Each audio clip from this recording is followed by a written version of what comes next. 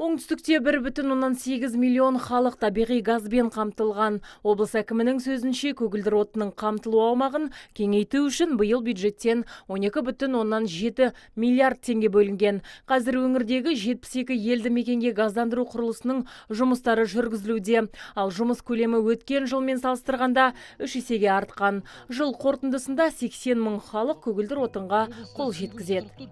Жылдың соңына 42%-ға жетеміз деп отырмыз. Жалпы республикалардың ішінде, республикадағы облыстардың арасында біз жоғары деңгейлердің біріндеміз. Бұл сала бойынша қазір үлкен жұмыстар жүргізілуде. Табиғи газбен қамтамасыз етілу екі сала бойынша жүреді. Біріншісі жаңағы агрегат подстанция солар салу мәселесі.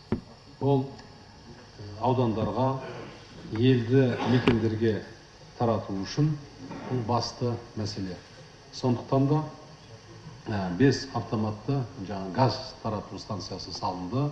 16,5 миллиард теңгеге. Айта кетейік, бүгінде Шардара су қоймасының маңайындағы жерлер ауыл шаруашылық министрлігінің келісімімен облыс меншігіне өткен. Енді мамандар мұндағы 255 гектар жерді туризм аймағына айналдырады деп отыр. Өткен жылы осы жерге бір қонақ үй салынған болса, биыл тағы бір нысан бой көтерген. Облыс әкімі салынған қонақ үйдің сапасына көңілі толғанын жеткізді.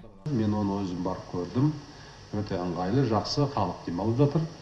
Болашақта сол маңай жағалау осы туризм салу үшін жан-жақты дамитын болады. Нақты оған архитектуралық біздің жоспарымыз бар.